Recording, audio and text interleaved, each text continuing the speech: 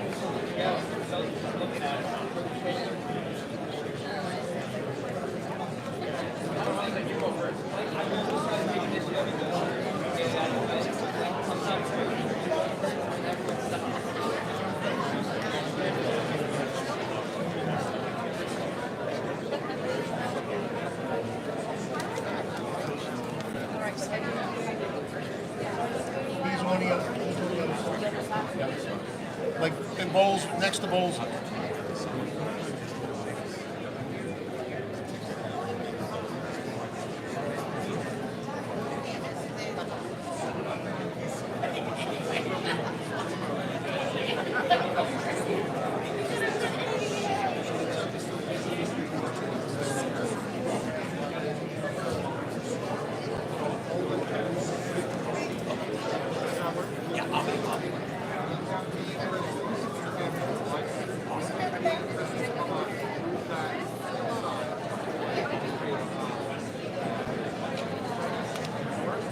Yes, it does work.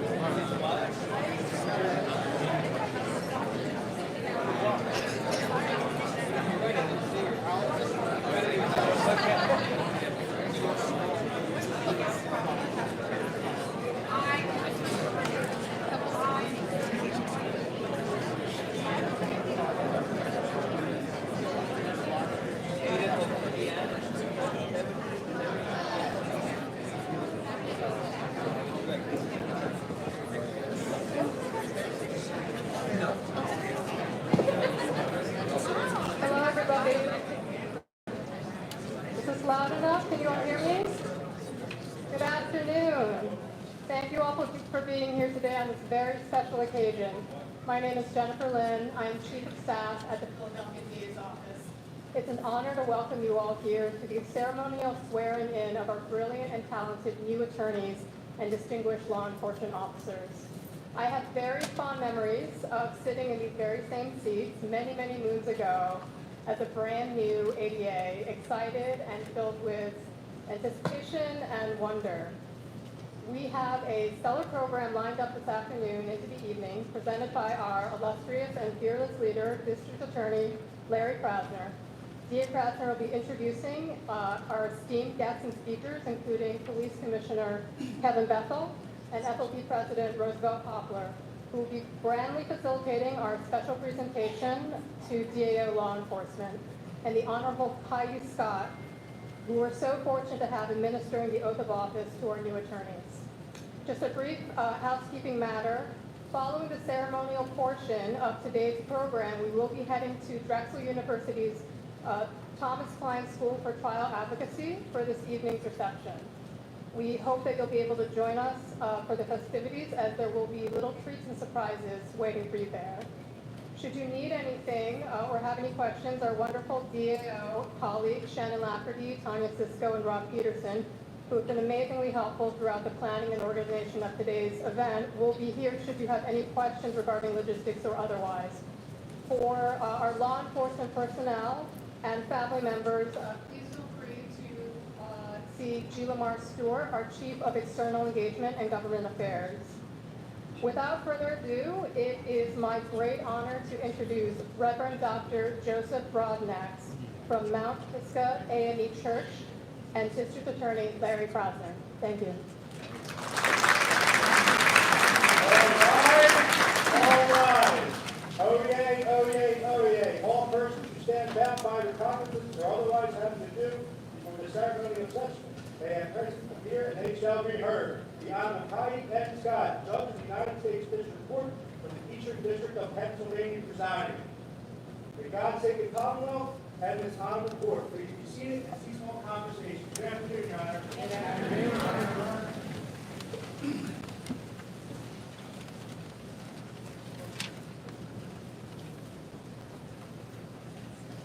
Let us pray. O gracious one, we come today with great celebration in our hearts, great joy in our souls. We thank you, God, for this occasion, for this opportunity to lift up what is good and what is right in the city of Philadelphia. Lord, your word asks, what do you require of us? To do justly, to love mercy, and to walk humbly with you. So God, we come today thanking you for these who offer themselves in the name of justice, who seek, Lord, to stand up for those who have been harmed, to defend the Constitution and to work in concert with others to ensure that justice reigns in the city of Philadelphia. So God, we ask that you would bless this occasion. We ask that you would bless each and every one who is giving their time and their lives, God, to make a difference in the city. And we thank you, God, for allowing us to gather here to celebrate them and to cross over this great, great occasion. We give you glory and honor. In your name we pray. Amen.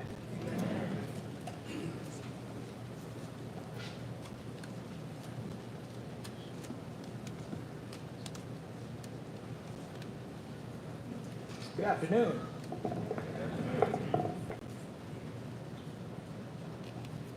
So today's swearing-in will be a little different. And it will be a little different for a very, very good reason, which is that for the first time, the district attorney's office is including And recognizing our DAO law enforcement personnel in our annual swearing-in ceremony. While all of our law enforcement have already been officially sworn in, some recently, some not so recently, don't take it the wrong way, the executive team believes it's appropriate that they should be included in and recognized here in this swearing-in ceremony. These are the law enforcement who will be working every day with the attorneys who are being sworn in today. And these are the law enforcement we rely on every day to improve cases, to work on cases that must be investigated out of our office and to do the right thing. I'll be giving longer official remarks shortly, and I will be naming and recognizing all of the law enforcement personnel at the DA's office who are with us today in a moment. But before I do that, I want you to know that we are extremely honored and very grateful to have two distinguished, highly respected, hardworking law enforcement professionals in attendance today. And they are Philadelphia Police Commissioner Kevin Bethel, and also the president of the Fraternal Order of Police Lodge Number 5, and that is President Roosevelt Poplar. Or as I like to say, my favorite president, President Roosevelt. Commissioner Bethel is someone well known to this office, extremely well known to First Assistant Bob Listenby, who has a remarkable history of reforming and improving what was going on in our juvenile justice system, among many other things.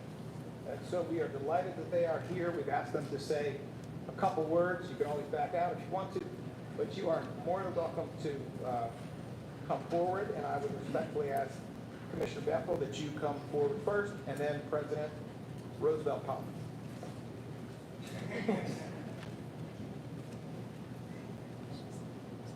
President Poplar was mad that I went first, but that's okay.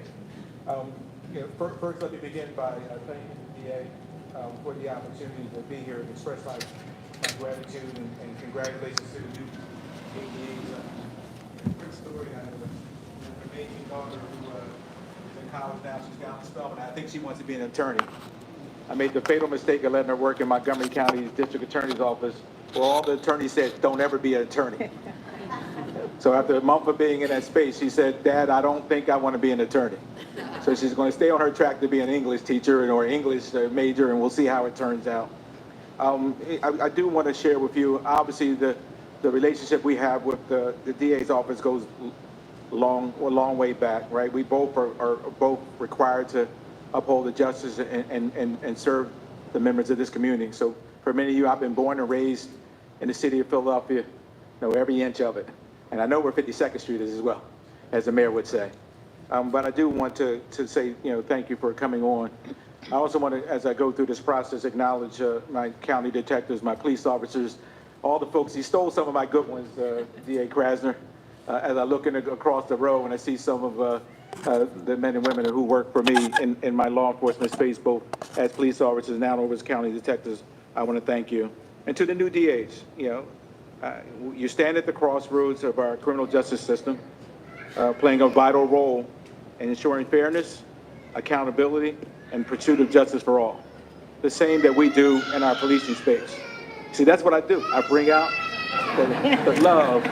I got 3 daughters, so I know exactly what that sounds like, Dad. So it's this, that's music to me, Dad, so just so you know. Remember that you have been a valuable supporter of law enforcement and legal community and a community yearning for justice. Embrace the challenges and the opportunities that lie ahead, and know that that your work makes a profound difference in shaping a safer, more justice future. I've worked closely with Diaz. I was looking at the judge over here, and I said we came up together as when we were young, right? And I came on the job in 1986, and I think you said what? I won't say the date. I'll tell him. We said 88. It was 80 what? 90. So we came back 4 years behind us. Both as young. I was a young cop then, and now we rise to these places. And so really there is such a great future in the work we do. I do want to take a moment, though. I am here, not to be biased, but I am here to acknowledge my men and women in law enforcement in the room. And so I would ask you to stand for a minute. So I know you're going to come up, but stand for a minute. Those county detectives and those folks who are working in the law enforcement space, stand.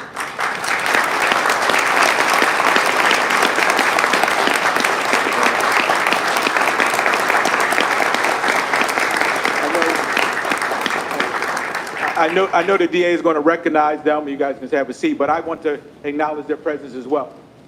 All too often in law enforcement, over these last 5 years, we've taken some significant hits. Some we deserve, but many we do not, right? We are a part of the system. We are at the tip of the spear. We are the individuals who go into battle oftentimes, and some of my men and women will not come out. And so I am so proud of the men and women who work in the law enforcement or in the DA's office, continuing and doing the work you're doing. I so appreciate what you do each and every day in service of this city. And so I won't be here when you get your certificates, but I do want to say before I walk out the door, I acknowledge each and every one of you for all the work that you do each and every day in service of this city, and thank you for that work. And so I'll kind of, just real quickly, say that, part of my work as I move into this law enforcement space is really being community oriented, really working with the community to build. So over the next couple of weeks, you'll hear me talking about building a community partnership, bringing victim advocacies into my work, bringing civilians into my work to really touch the community in a different way. And so I look forward for all of you to be a part of that journey with me. I look forward for all of you to be working with my men and women in those courtrooms, showing them how to get it done, showing what needs to be done, but making sure we ensure justice for everyone we serve. So, DA Krasner, again, thank you for the opportunity to be here. I also will appreciate also being here with President Roosevelt Poplar and his team, because we work together each and every day to keep the city safe, and I appreciate all the work that he does. So I'll stop there. You want me to transition to him, or you got the him? I will bring my friend over here, President Roosevelt Poplar from the FOP Lodge.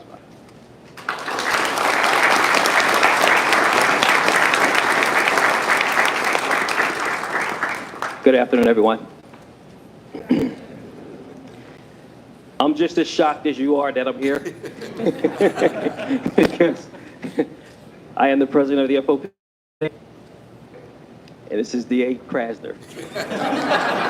So, in all honesty, to be invited here, honestly, I feel, overjoyed. As you all know, there's been some bumps in the road for the last 6 years, as I must say, for the FOP and the DA's office. We are looking to change that trend. And I'm gonna do everything in my power to work with the DA's office, to respect the DA, to respect all of you. We know you have a very tough job to do out there, and we all respect that. I mean, I congratulate all of you, but more importantly, I want you to know that I'm gonna be here for you just as much as I want you there for my members that work alongside of you and my members that work in these communities out here trying to do the same job as you do to protect these communities and make it a safer environment for all of us. So anyone that knows me, I have an open door policy. Anything that we need to try to do to accomplish the mission and the goals that's set in this city to make this city one of the best cities in this country is what I'm going to try my best to assist all of you in doing. So, like I said, I know it's a little tough, and I don't know if this is being recorded, but I don't think a lot of people are going to believe this, that I'm actually here alongside DA Krasner, who honestly, I can say I've been the president of the FOP for the last 3 months. I believe we've had more communications in 3 months than we had in 6 years. Those are the trends that we are looking to change. And I have given him my word that I'm gonna do everything diligently to work with the DA's office to make sure that my members and the communities are treated fair and equal across the board. That's all we can ask for, right? So with that, I'm not Commissioner Belto. I don't have no speech written, so I just wing it because I speak from the heart. He has someone prepare his speeches, so he has someone write his speech for him. But I speak from the heart. So what you see in me is what you get, and that's what you will get from me. So, and I expect the same in you guys. So with that, honestly, I congratulate all of you and the officers that I represent. Y'all know I love you. So listen, and I'm hoping that I can get the opportunity to tell you DAs in here, ADAs, that I love you as well. And like I said, my door's open anytime. Long roads. Everyone knows what's going on in the city. So your family, and Commissioner Butler did not mention family. Normally he does. Yeah, I'm throwing you in the bus today. I got to throw him under the bus because listen, I don't like public speaking. He does. I don't. So listen. Your family's there for you. They're going to be there for you. We're just an extended part of your family. So anything I can do for any of you, please feel free to reach out to me. And like, as I stated, DA Krasner, I'm hoping that, we have taken some steps positively for the future of the city of Philadelphia, and I'm going to continue to do that with him. So congratulations to all of you. Thank you.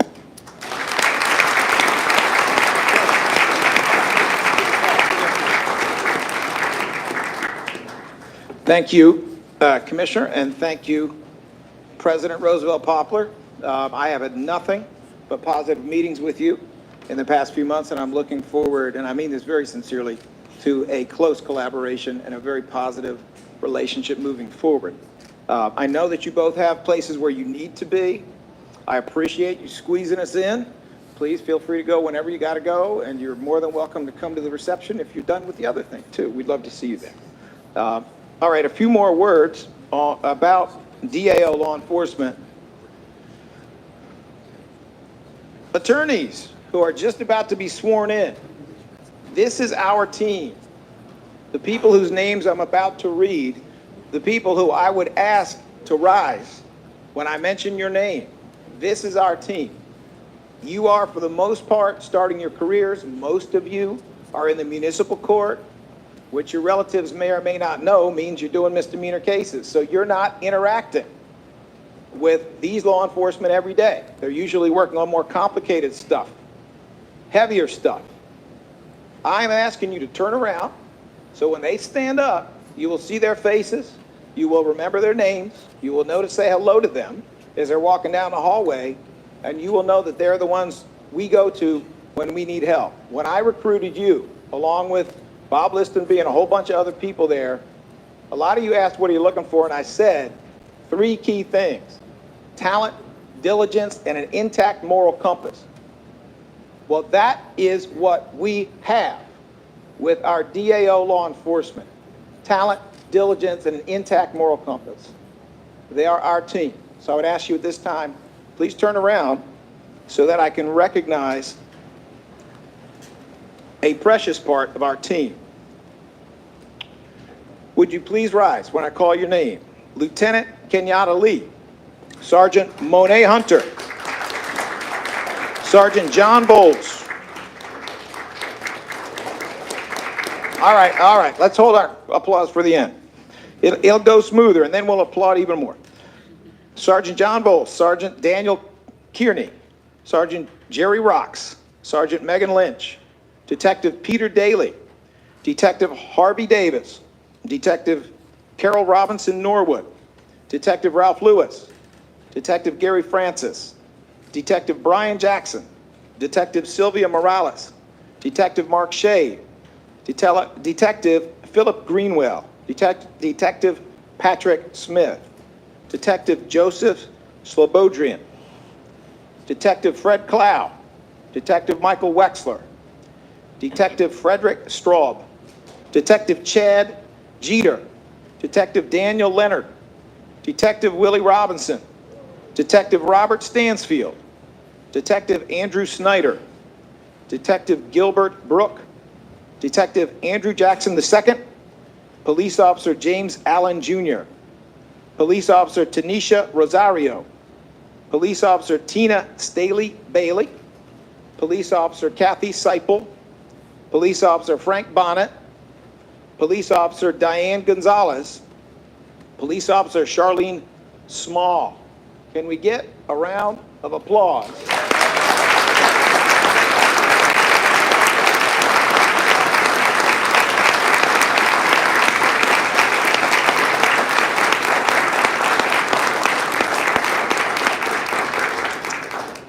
You may all be seated. Thank you for that.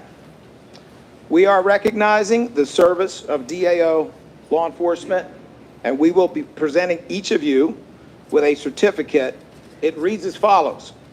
On this 16th day of 2024, for your distinguished and honorable service as a member of the law enforcement community and the Philadelphia District Attorney's team, we thank you for your steadfast support of the work of public safety, criminal justice reform, and advocacy for survivors and co-survivors of crime. That certificate is signed by me, and it is signed by First Assistant Robert Listenby.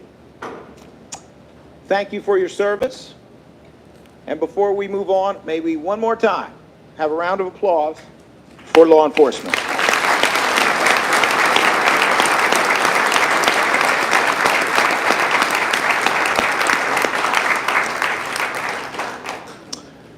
And here's where the program gets a little bit different. Because I hate podiums.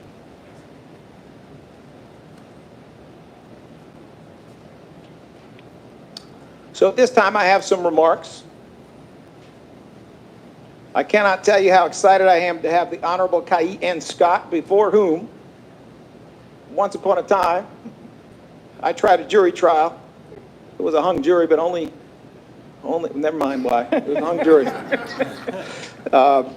The Honorable N. Scott was a judge of the Court of Common Pleas, and for those of you who don't know what that is, that's essentially the felony trial court in Philadelphia for criminal matters before she was selected by President Joe Biden to be elevated to become a United States District Court judge. In other words, the federal court trial judge in the Eastern District of Pennsylvania. She has a truly remarkable history somewhere along the way, and I think you'll find this in your program. You'll find out that she is a proud graduate of Masterman, one of Philadelphia's wonderful public school magnet schools, that she spent a portion of her career in the trenches working with juveniles who were in trouble in the justice system, and has in every way distinguished herself. And that is not just my opinion. That is the opinion of the defense. It is the opinion of the prosecution, and has been that way not only at the trial court level, but now at the federal court level. Yes, I know. I talk to people, and that's how I know. I'm going to have a few remarks about what it means to be sworn in. Judge Scott will have the opportunity to make a remark if she chooses to do so. And then what we will do is we will be naming and asking to rise all of our attorneys who are here to be sworn in. I will then get out of the way. Her Honor, the judge, will do the most important thing, which is to swear you in. There'll probably be a lot of hugs, a lot of commotion, a lot of photographs, and then we will, at least most of us, will head over for the reception that occurs afterwards. But I do want to start with a couple remarks that I have and that I've been giving in different form for a while. It takes an even different form right now. And that is what it means, not just to be a prosecutor, but to be a prosecutor who is doing the very difficult thing, which is being a part of reform, being a part of what is in fact a national grassroots movement. And the truth is, it ain't all flowers. The truth is, it gets a little gritty. It can get a little tough. There can be some pushback. For over 25 years during my private career, I had a professional hobby. And that professional hobby was to represent people who engaged in free speech activity that was nonviolent, who got arrested for it, and who got prosecuted for it. For 25 years I did that, and part of what I had to do in order to defend those people whose viewpoints ran the gamut, part of what I had to do was to study the history of movements. So I could turn to a jury, hopefully not this jury, but I could turn to a jury, This looks like a hanging jury. I could turn to a jury and I could explain to them, well, yes, they're blocking the street, and no, people don't like people blocking the street, but isn't that what a crane does when they're putting an air conditioning unit on the top of a building? And don't we all accept that inconvenience for a greater good, which is we do want to have air conditioning in our buildings? Is it okay to do that for a little while when you want to end global warming? Is it okay to do that for a little while when you want to bring equality and peace? And the argument, of course, was yes. So as a result of that, I spent some time reading up on, studying movements, and I'd like to share with you a couple conclusions because maybe at some point they will apply to you as lawyers. Speaking of lawyers, that is Thurgood Marshall in the middle. Thurgood Marshall was the first black United States Supreme Court Justice. He served for 24 years. He is arguably the most important attorney in the 20th century. This is a man who appeared before the United States Supreme Court arguing cases before he was on the court 32 times. He won 29 times. And he won some of the most important decisions in the history of the United States. Thurgood Marshall was an attorney, but he was also a part of a movement. He supported the movement needed attorneys. That's how it worked. And here he is walking along with clients, supporters, with his usual cigarette in his left hand, making his way from one place to another, probably headed for a courtroom like some of you will be very soon.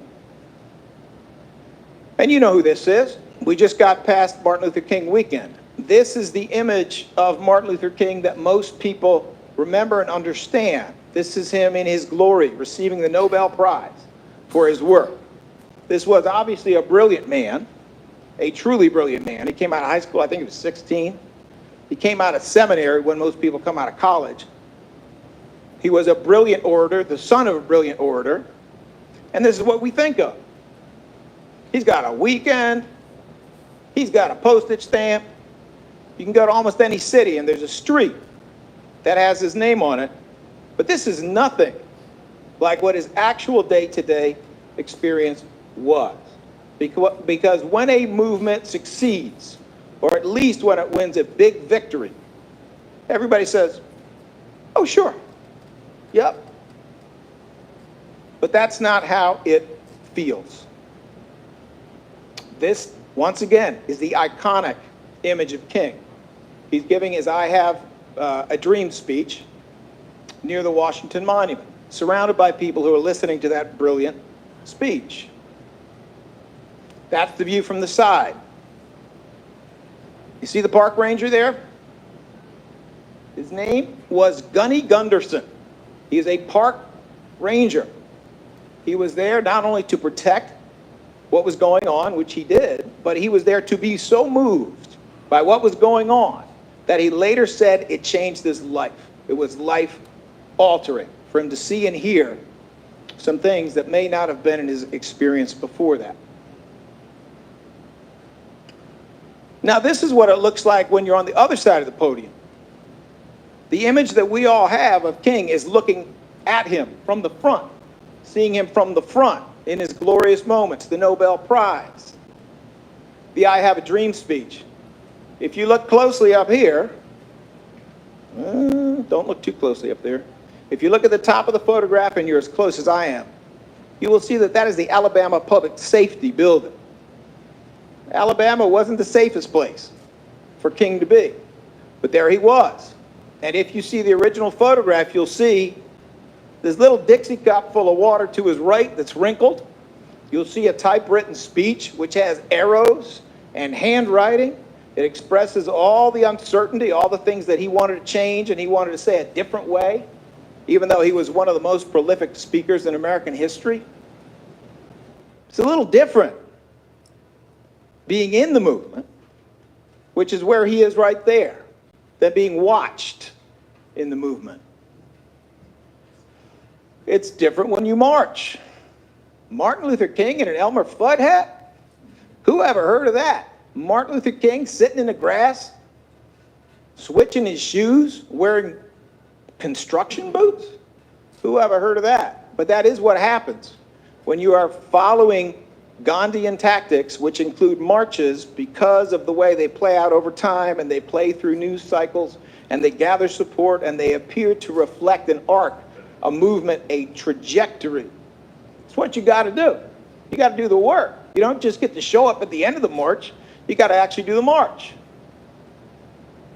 And that's what it looks like when you're pretty exhausted at the end of the day in a town where you don't live. And it's not your church. And you're wearing overalls because this is part of the Poor People's Campaign. When he was no longer as concerned with looking like a reverend and he was trying to make his points about economic inequality. Look at the expression, look at the posture. That's not the guy receiving the Nobel Prize, that's the guy earning it. And then there's that. Dr. King was arrested 20 times. Never lifted a finger to harm another human being 20 times. And you can tell they're actually kind of comfortable with it. That's Ralph Abernathy over there, for those of you who know these things. He's smiling. He doesn't look too worried because they had been down this road many, many times. And that is Rosa Parks having her fingerprint taken. And she had been down this road many times as well. Yes, when you are a part of a movement, it has phases. And the first phase is they ignore you. Criminal justice reform is not being ignored anymore. And the second phase, they laugh at you. They're not laughing now. And the third phase is they fight you, which is what you as attorneys, some of the time to some extent, will experience. And the fourth phase is you win. That's how it works. That's how it goes from an idea that is rejected by the whole wide world to an idea that changes the world. Now this is not Dr. King. The man with the finger in the air is James Foreman Sr., an extremely important and younger civil rights leader of the day, and the one who looks so thoughtful in front of the cameras is the young John Lewis, a name that may ring some bells for many of you. And this is also part of the movement. There are tough questions to answer. There are tough decisions to make. Answering them incorrectly means you fail. Answering them correctly means you get to keep on and you get to keep pushing. And that is something that attorneys who are in the midst and a part of a movement will face every day. Every one of your files, you may have 10 important decisions that will be made by you and your colleagues, or you may have 100. A lot of choices, a lot of decisions, a lot of things to work on with your diligence, talent, and intact moral compass. It's a lot. So, but don't be surprised if you're tired. Don't be surprised if you're stressed. Don't be surprised if the weekend feels like the week because you never stop working. Because that is what happens when you are a part of a movement. It's another shot. James Foreman Sr. again, in the overalls, part of the Poor People's Campaign. You can see others dressed in denim, which was the point they were trying to make about economic equality at the time. James Foreman Sr.'s son, by the way, James Foreman Jr., is now a professor at Yale Law School, very well-known lawyer, wrote a book called Locking Up Our Own, which won the Pulitzer Prize. It's another theme that you're going to run into, which is the intergenerational aspect of this, that you will be standing on the shoulders of others. You will be outdoing what they did before you. You will be a part of something, trying to fix something that has been going wrong for a very, very long time. And it will be your obligation, not just to fix it, but to help the next generation as they come up as well. Now, this is a photograph that I didn't put in the first year that I gave the speech. I actually spent a good amount of time staring at it, thinking about it, wondering about it, and wouldn't do it. Let me tell you what it is so you can understand why you're looking at that. It was a basic part of the theory of achieving nonviolent social change that your enemies are sometimes violent, that they are sometimes going to do violent things to you to try to put you in a place where you are violent as well. And so, because they were talented, because they were diligent, they did the hard thing. They practiced getting hit. That is what you are seeing. This is not domestic violence. This is not a crime. This is actually a rehearsal for the kinds of nonviolent protest activity where they would be up against it. This woman was just slapped, and she was slapped by a friend to be ready for what would come next. Like this. This is the integration of a public school in the South. You will see, if you look back, that law enforcement, it's unclear to me whether it's state troopers or it's National Guard, but regardless, law enforcement are there because this young woman, this girl, is going to a formerly all-white school for the first time.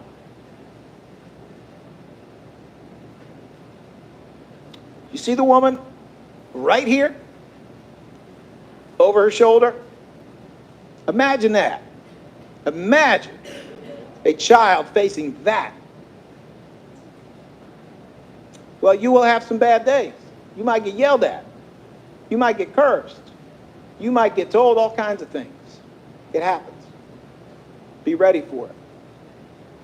Understand that people like this girl knew not to lash out because they had taken the time to think it through and to practice what their reaction had to be. As many of you, I'm sure, know, one of the most famous protests that occurred had to do with segregated restaurants in the South, the lunch counter sit-ins.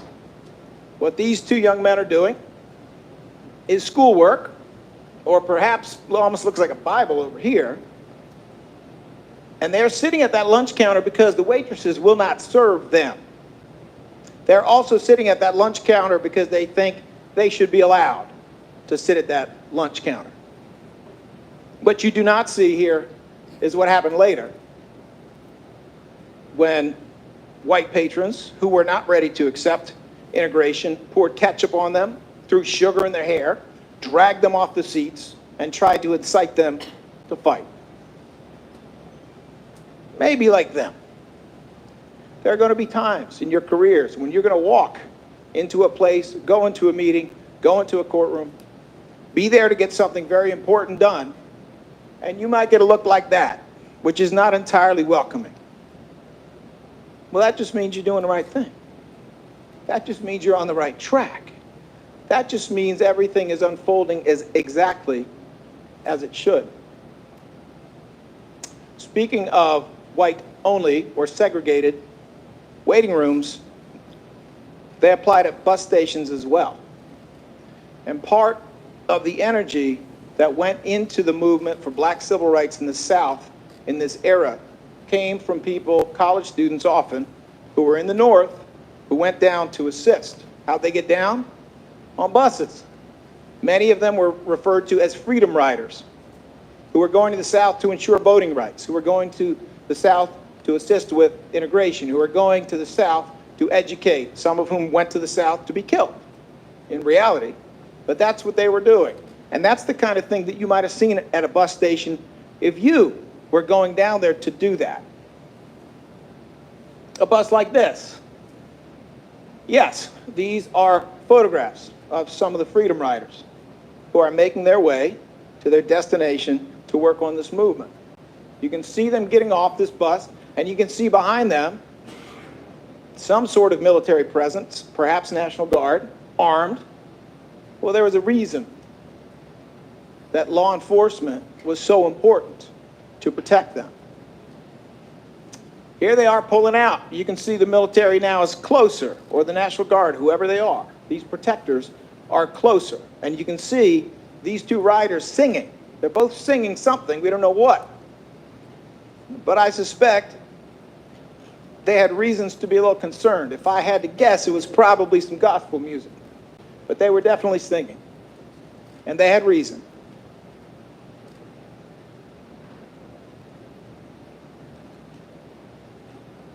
because that's what can happen. This is the same bus. It's on fire. It's on the side of a road. The riders are out, rubbing their eyes. Lucky to be alive, honestly.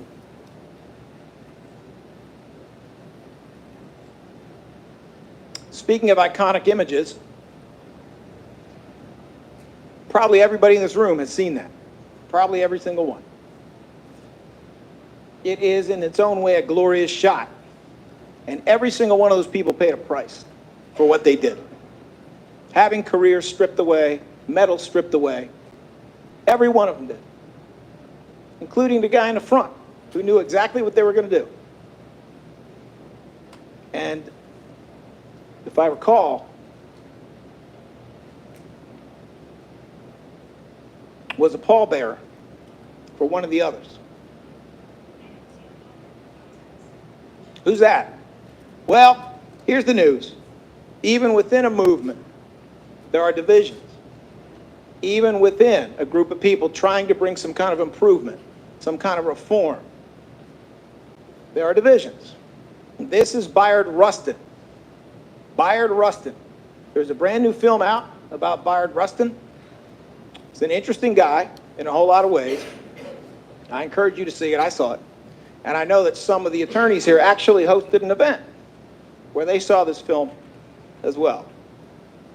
Bayard Rustin was, if not the main force, one of the most important forces behind the I Have a Dream speech. He was the guy who organized that enormous gathering in Washington, D.C. that may be one of the most important social justice events in the history of the United States. But he had to do so from the background because he was gay. And because even others in the movement at that time were not ready to fully accept him and fully accept what he stood for. They knew his value. He was in the room, but he was going to be the one on the back row. He was not going to be the one to meet with the President of the United States. He was going to be the one who, despite his amazing talent, his incredible achievements, was kept a little bit different. Bayard Rustin is also local. He was born in Westchester, Pennsylvania. There's a high school in Westchester, Pennsylvania named after him, Bayard Rustin High, where somebody in this room, I happen to know, actually attended. And he, I believe, was also a graduate of Cheney University. I have one more slide for you. And this one is even a little more obscure. This is Kiyoshi Kuromaya. Speaking of Philly, Kiyoshi Kuromaya. Kiyoshi is a fascinating man who I actually met before he passed away about 20 years ago.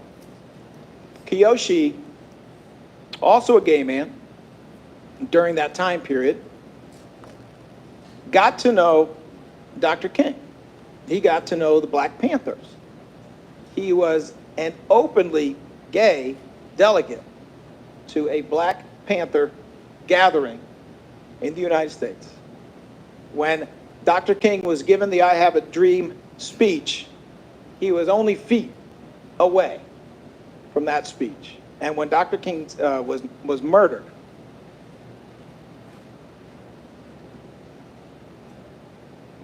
he took care of his kids.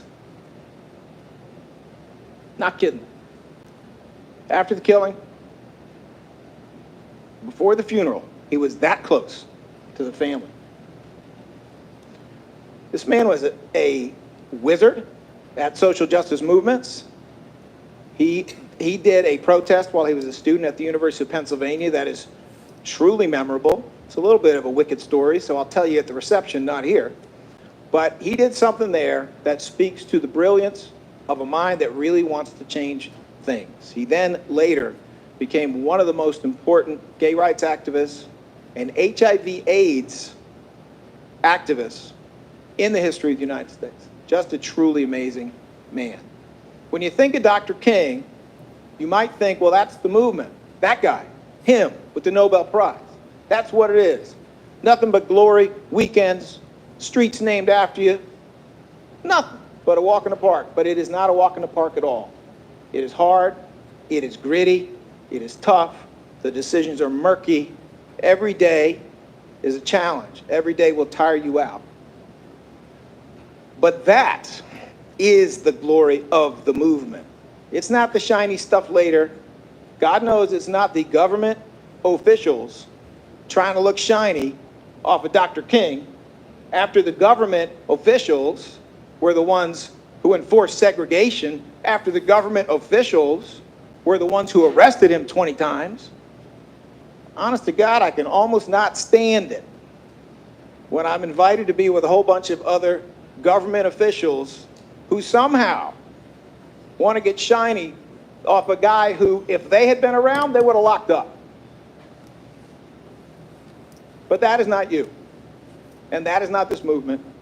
And that is not where we together are going to go on this effort to reform things. There's a couple other things I could say, but I won't, because I want to make sure that we give Judge Kayi Scott plenty of time to say anything that she would like to say at this time.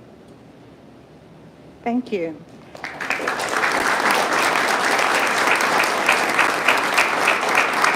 I don't know how much I want to say at this time after the history lesson that we just had. I actually knew a lot of the lesson that was taught. This last slide, I actually had no idea who this guy was, nor the contributions that he made. So, you know, you learn something new every day. Before I start, though, and what I do want to say, the very little, I won't hold you here long, I have been tasked with also welcoming everybody here, of course, is important.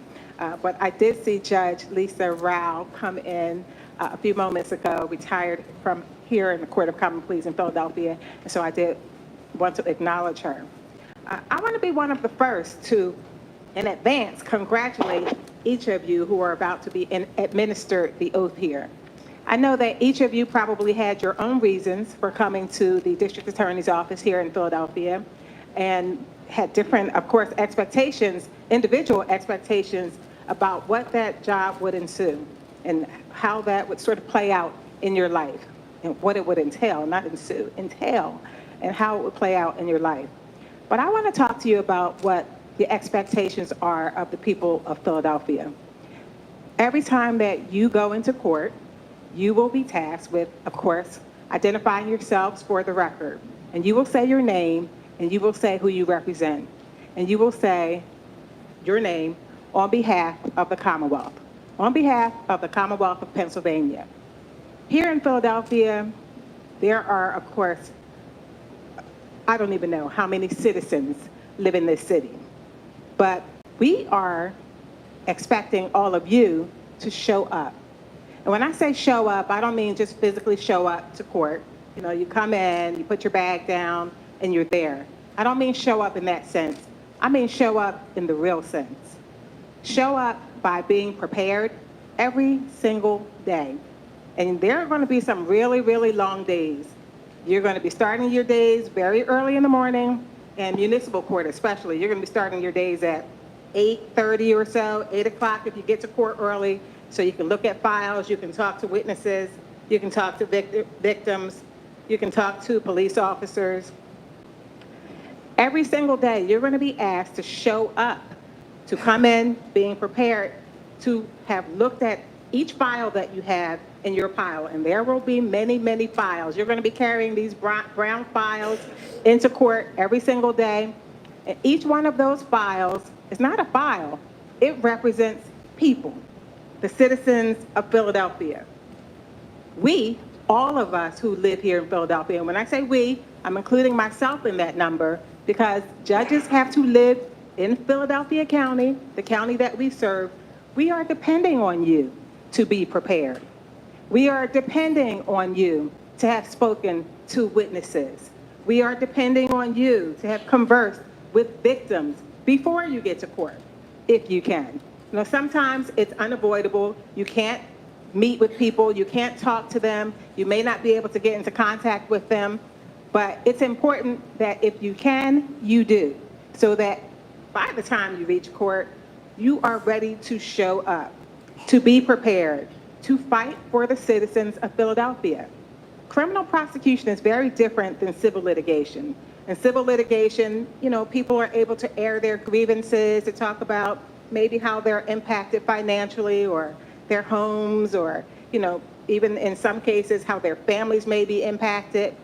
But as prosecutors, the jobs that you all have sought and now you have obtained, you are the conduit for us.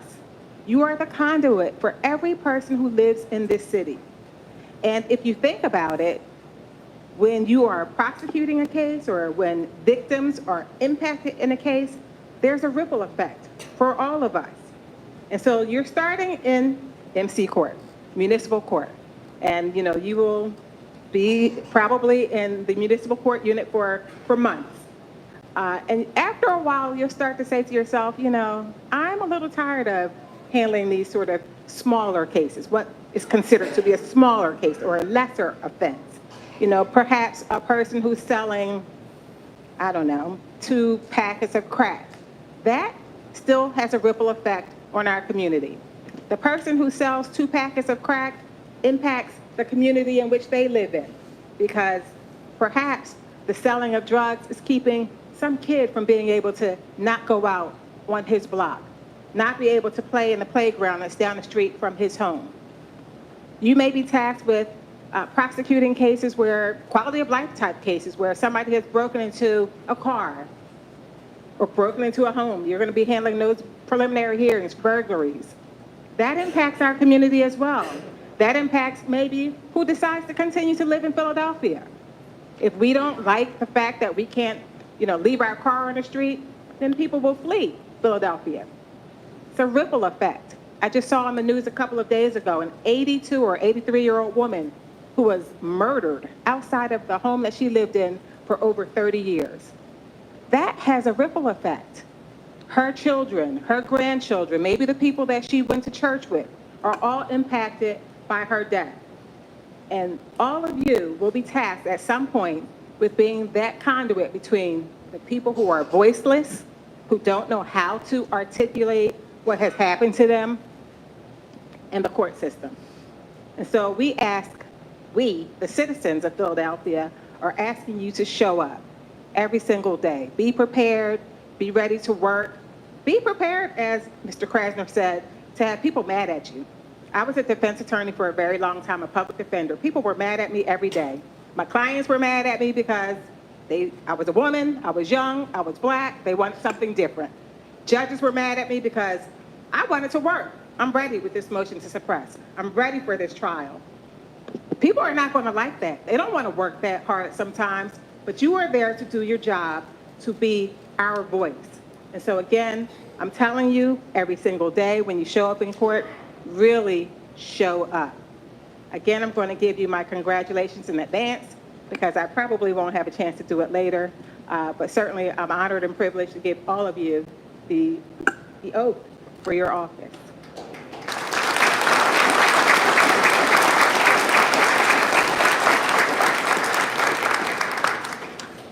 Thank you, Judge Scott. I will now be calling the names of the lawyers who are here to be sworn in. I would ask that you rise. When I call your name, keep standing. Don't sit back down, not yet. You might be standing for a while, but that's okay. That's how you're going to get sworn in. I would like to let everyone here know that almost all of the attorneys have provided a short piece of biographical information that I will also be reading. And some of them are pretty good. But before I do that, I do want to recognize that we have with us Deputy Commissioner Pete Rosario, who is here on behalf of Tanisha Rosario, who works in the Family Violence Sexual Assault Unit, whose name I mentioned earlier. And we also have with us Chief Inspector Deborah Francis, who has held several executive roles in NOBLE, N-O-B-L-E, which is the National Organization of Black Law Enforcement Executives. All right. By the way, the lawyers who are here, those of you whose parents are here, whose spouses are here, whose kids are here, we all know you didn't get here by yourself.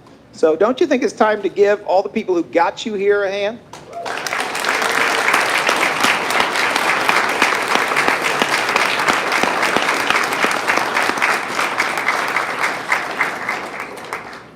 And in the same spirit, I will read the first name.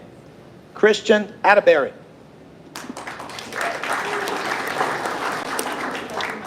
Chris is very grateful to his family and friends for supporting him as he begins his career at the DAO. Zachary Bailey. Zachary Bailey. Zachary Bailey is originally from Harrisburg, Pennsylvania. He graduated from Temple University Beasley School of Law, earning election to the Order of the Coif, which means he was a real good student.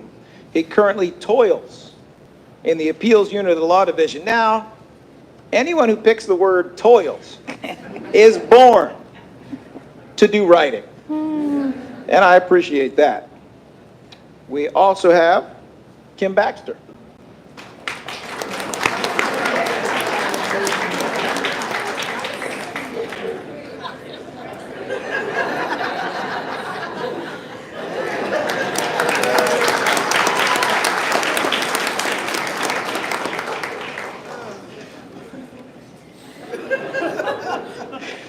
Kimberly Baxter is a recent Villanova Law graduate who is committed to public interest and is excited to begin her career serving her hometown community, Philadelphia.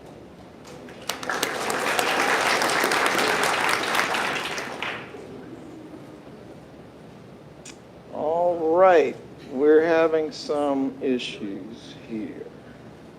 I actually have someone else listed next. However, this is Rosalie Ibongo. Pardon me? Yes, I do want them to stand. This is Rosalie Ibongo Valleja. Rosalie wanted to be an accountant until she took a trial advocacy class her junior year at the University of Maryland. Since taking the class with Coach Graber, she knew that she wanted to argue for a living instead of crunching numbers. That is awesome. All right.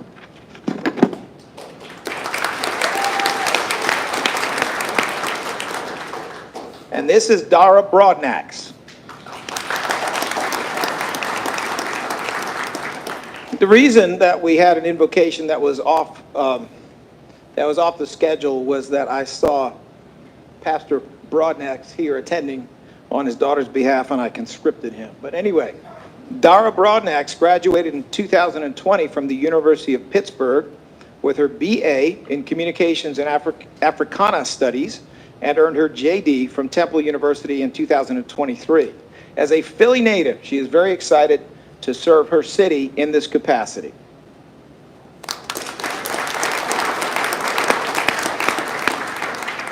Carly Bess Canoy. Ms. Canoy graduated from the University of Michigan Law School, where she received the Dean's Scholarship and served as an executive editor of the Michigan Journal of Gender and Law, and student attorney in the Federal Appellate Litigation Clinic.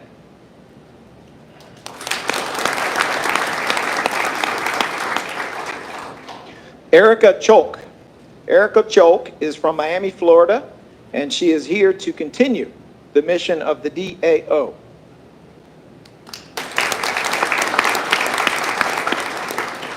Brian Clark is originally from Greensboro, North Carolina.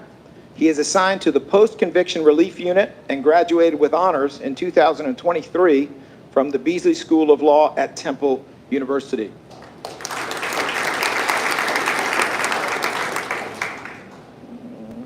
Okay.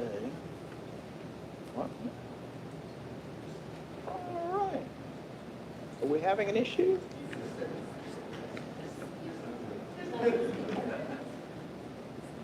Okay. There we go. Stephen Costello, I think well, never mind. I think you figured out that we didn't figure it out.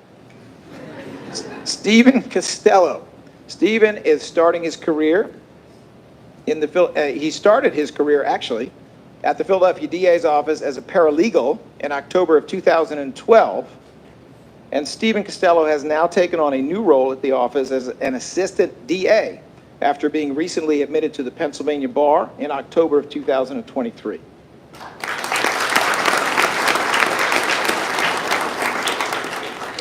Spurthi Datla.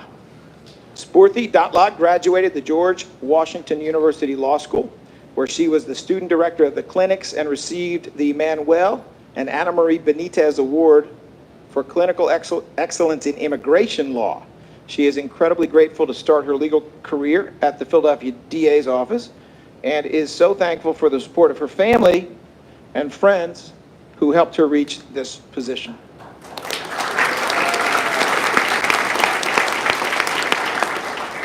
Lainey Davis. Introducing Lainey Davis. Lainey attended Delaware Law School and completed a one-year clerkship at the Delaware County Court of Common Pleas before starting at the District Attorney's Office.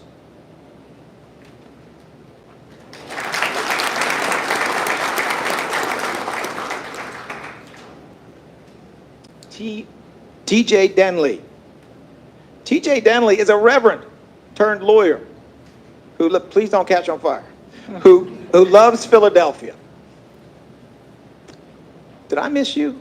You did. Okay. My apologies. Brian Doyle.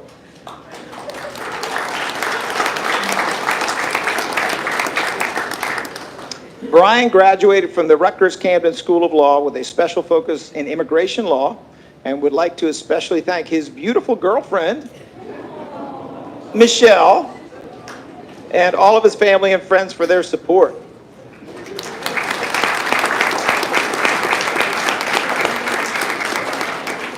All right. Am I correct? It's Allison Falk, or am I wrong? She's not here. All right, very good, but we can still... Well, that's not Allison. We can still keep going. Joseph Fagan.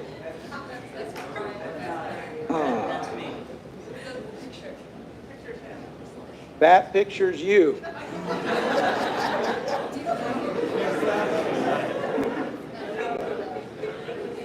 All right. Well, one more? Oh! All right. Okay. So this isn't the most fun I ever had in my life. Perhaps next year a little more time on this detail. All right, where was I? Where was I? I was on Mr. Fagan. Joseph Fagan is grateful for both the growth and development that he has had thanks to the DAO, as well as for his family being here to support him.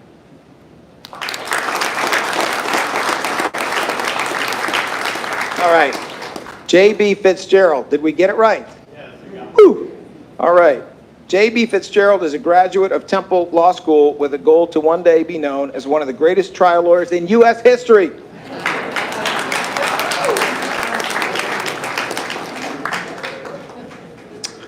We'll just leave that one alone. Brooke Floyd.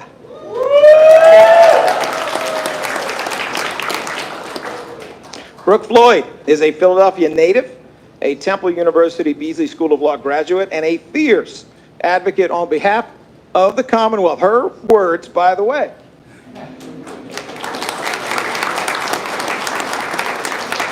And they're also true. Sabina Glocker McCloskey. Uh-oh, hold on. There we go. Originally from Seattle, Sabina moved here for law school and stuck around after meeting her husband. Sabina joins the office with 4 years of experience and a master's in forensic psychology, and she will be joining the mental health unit shortly.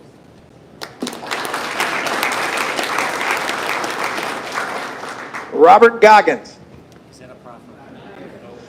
He's in a proffer. All right. Here we have an attorney who would like to be here getting sworn in, but he's doing the work. And he's doing really important work in investigating a case. I won't tell you which one. But I will tell you that Robert Goggin is a graduate of Drexel Law and was a prosecutor in Chester County for 2.5 years before joining the Philadelphia District Attorney's Office, where he works in the Gun Violence Task Force, thus the importance of this investigation. Zachary Green. Zachary Green graduated magna cum laude, Order of the Coit from Penn Law, where he received the Benjamin R. Jones Award for his outstanding contribution to the public interest. And he holds 2 degrees from Juilliard in music composition. We do need a theme song, so we'll have to talk about that.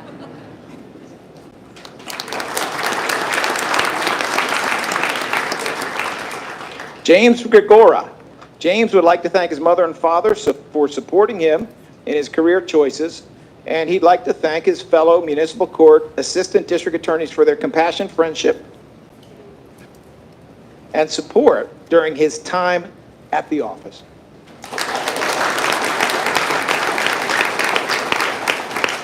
Cynthia Greschler, a Boston native, we won't hold that against you, is a recent graduate from Penn State Dickinson Law and very grateful for the support of her friends and family.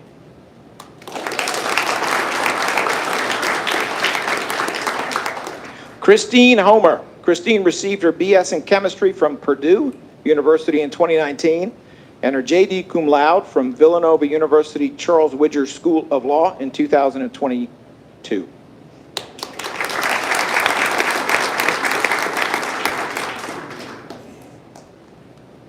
Carter Ishak. After Carter Ishak graduated cum laude from law school, he moved to Philadelphia with his partner and with his cat Nubbins. That's Nubbins.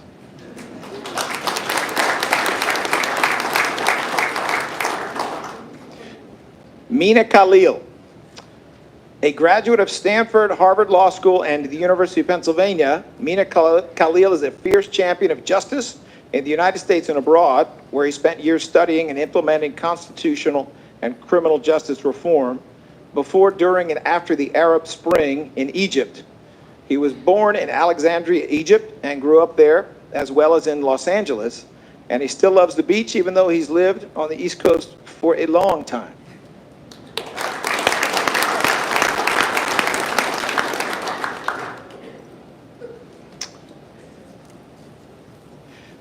Benjamin Kabuki.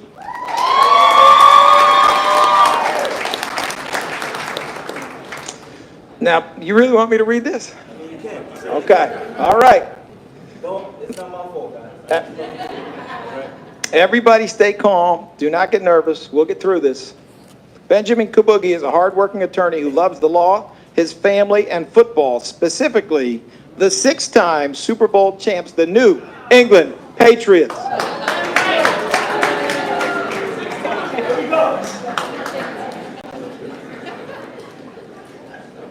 Once again, no comment. Therese Clark. Therese Clark is a recent graduate of the University of Texas School of Law and came to the Philadelphia District Attorney's Office to pursue a career in public service.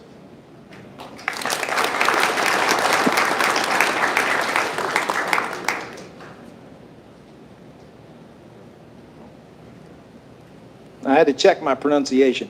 Jean-Luc Legrand.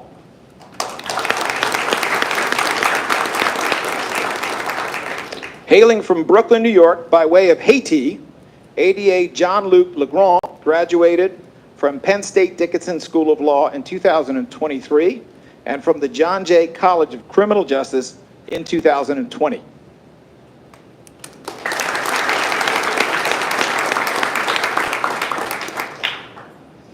Kevin Lynn. Kevin Lynn is not here, but he is in spirit. Kevin Lynn comes to us as a lateral attorney. Prior to the DAO, he worked as a prosecutor in several Minnesota counties over a period of 17 years, if memory serves. Most recently at the Hennepin County Attorney's Office in Minneapolis, Minnesota, prosecuting violent crimes.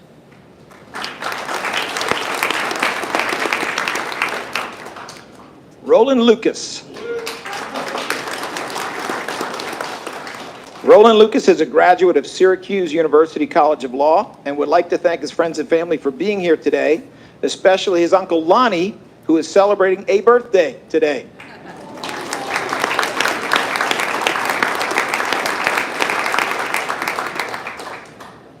Natalia Marone.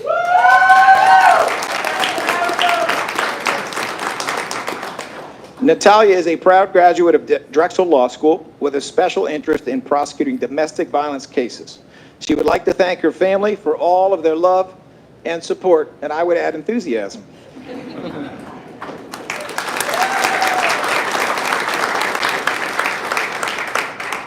Michael Martinez. Michael Martinez is originally from Port St. Lucie, Florida.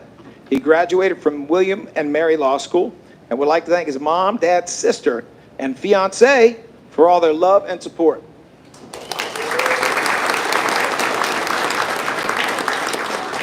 Matthew McConnell.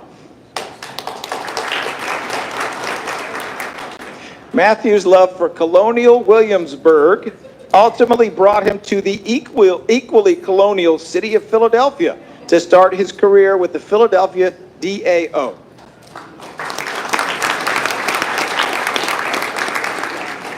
Olivia McCubbins.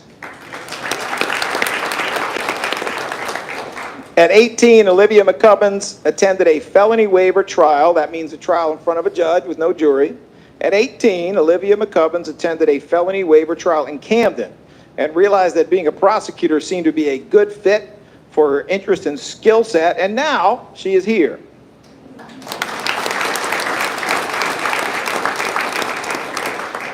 Raina Merle.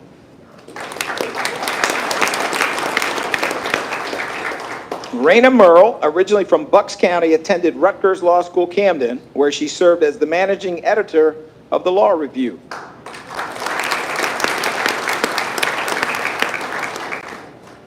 Andrew Metzger, also known as Andy Metzger.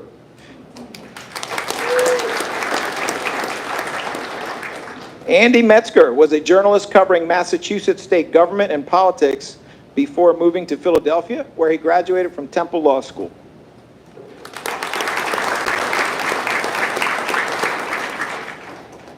John Mizey.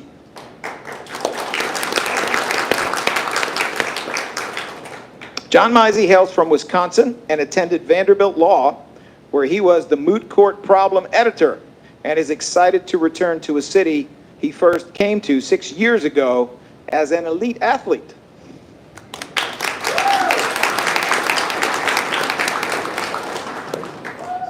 Molly Malaris.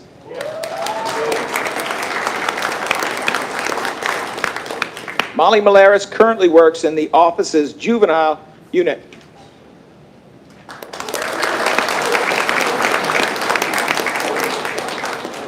Jade Morgan. Jade Morgan is a graduate of William and Mary Law School. She is excited for the opportunity to return to Pennsylvania to practice law and is immensely grateful for the support of her family and friends.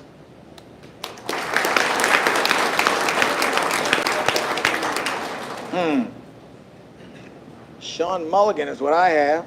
Am I right? That's right. All right, we'll keep trying. There we go. Sean Mulligan. Mr. Mulligan. Sean Mulligan. Mr. Mulligan is a graduate of the University of Virginia School of Law and a former union organizer who lives in Fishtown with the incomparable Caitlin Reed and their 2 cats.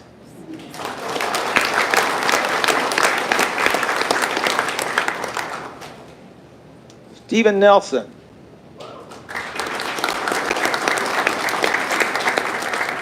Stephen is a recent Philly transplant and could not be more delighted to be living here.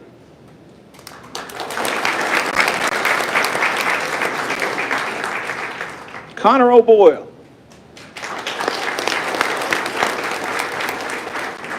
Connor O'Boyle, a graduate of the Penn State Dickinson Law School and an ADA in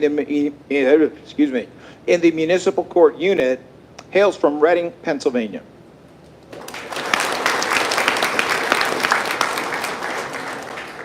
Jared Osterby.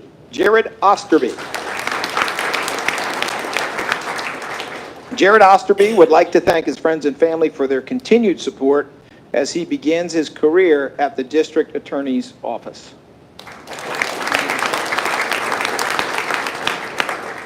Catherine Price.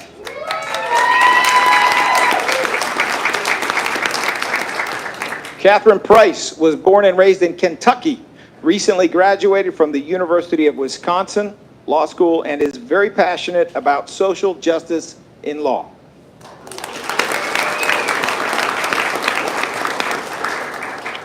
Fernando Ramos.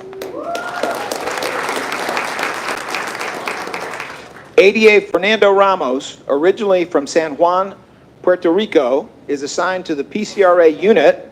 That means Post-Conviction Relief Act. That means, when there might be something that went on not so well with the trial, you got to figure it out. He is assigned to the PCRA unit and is a May 2023 graduate of the Fordham University School of Law in New York City.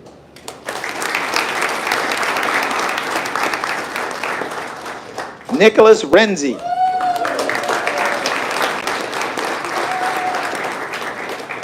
Nicholas is a Philadelphia native and a recent graduate of Drexel University's Thomas R. Klein School of Law.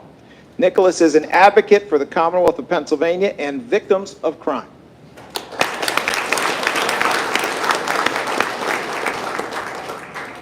Luis Rodriguez. Luis Efren Rodriguez is a graduate of Temple Law School, where he was the first Gen Law Owls president and enjoys birdwatching with his fiancée.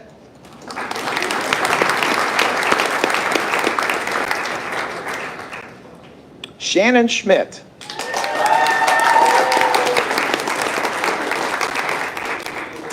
Prior to coming to Philadelphia, Shannon earned her master's degree from Harvard University, taught applied ethics at MIT, and went to law school at the College of William and Mary, where she clerked for the Southern Poverty Law Center and the White House's Office of the Pardon Attorney.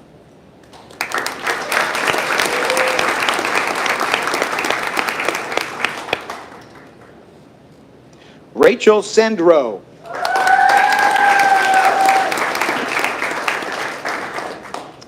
Rachel has aspired to serve as an assistant district attorney in Philadelphia since elementary school and wouldn't have achieved this goal without the love and support of her friends and family.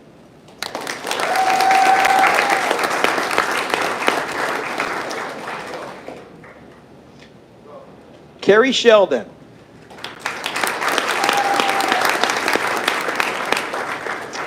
Carrie received her BS in Public Health from Nazareth University in 2020 and graduated from Michigan State University College of Law in 2023. Go green.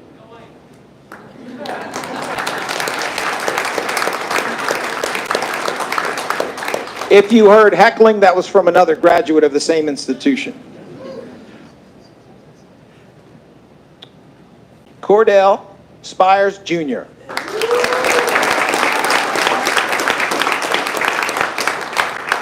Mr. Spires left the hospitality state to come to the city of brotherly love.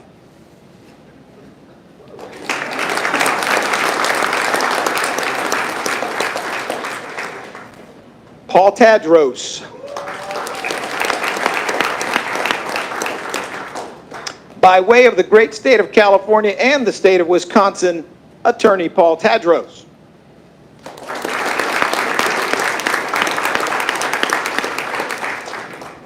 Fode Touré.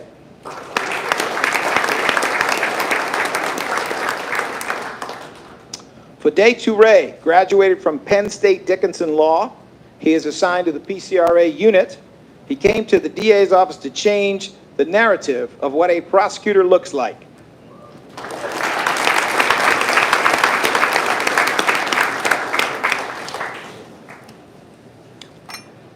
Sayina Warner.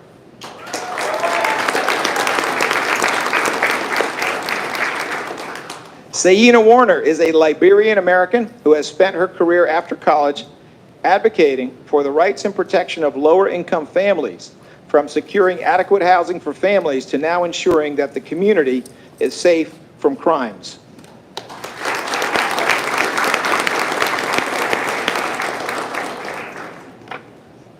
Stephen Wildberger.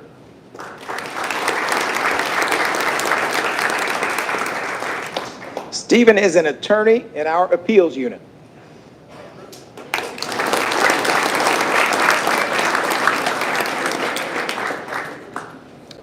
Aliana Williams.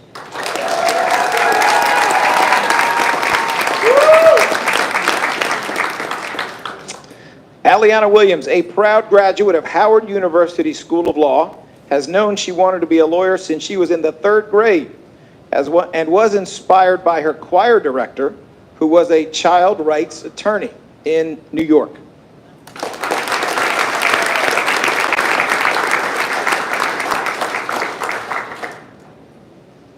Dia Wong.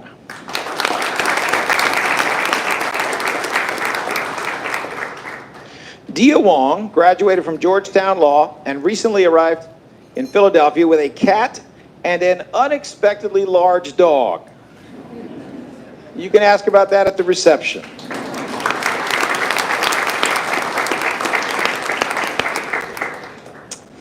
And last but not least, before I list 4 people who could not attend, Kenny Young.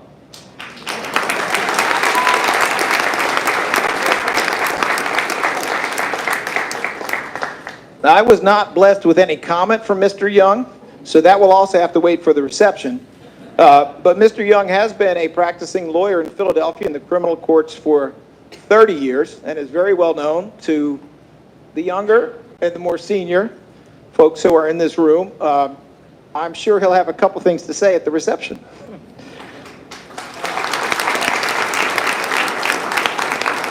I do also want to recognize 4 attorneys who were unable to attend: Kelly Barrett, Sarah Cobra, Clayton Ewell, and Karima Yelverton.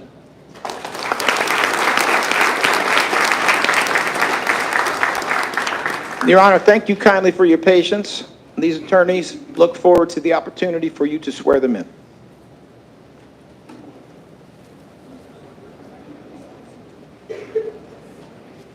All right, now for the big moment. If I can have each of you please raise your right hands and repeat after me. I do solemnly swear or affirm. That I will support, obey, and defend. The Constitution of the United States. And the Constitution of this Commonwealth. And that I will discharge the duties of my office. With fidelity. As well as to the court. As to the client. That I will use no falsehood. Nor delay the cause of any person. For lure or malice. Congratulations to each of you.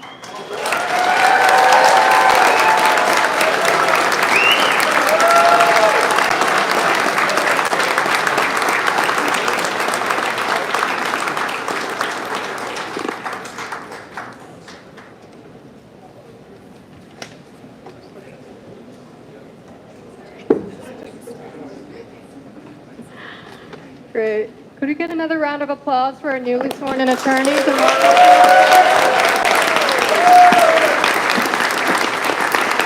congratulations to you all. And many thanks again to Judge Scott, Police Commissioner Bethel, FOP President Poplar, and Reverend Dr. Broadnax for their wonderful participation in our program today, which made the event all the more special. Thank you to our distinguished members from the Philadelphia Police Department and the honorable judges from the Court of Common Pleas, and all of our dear friends and family of the DAO from around the country who are here today to celebrate this awesome achievement and milestone. Before we break off to head to the reception, I'd like to take a moment to recognize and extend our hearty thanks to G. Lamar Stewart, Chief of External Engagement and Government Affairs, ADA Deb Watson-Stokes, Senior Advisor, who are at the core of co-facilitating this event today alongside our hardworking teammates, Shannon Lafferty, Tanya Cisco, Rob Peterson, and our fantastic IT team, David Benson, Chris Bodicher, Matt Grimo, Elliot Sanchez, Justin Slaughter, and Alex Davis from our great communications team at the DO, and to our fabulous in-house photographer, Kelly Burkhardt, who you've seen roaming around with her camera, snapping these really phenomenal shots that we're very much looking forward to see. And special thanks to the FJD for hosting us in this beautiful space and the staff here. Thank you so much. Thank you all, and we look forward to seeing you at our reception at the Thomas Klein School of Advocacy. So we're going to head over there now. So see you soon. Thank you.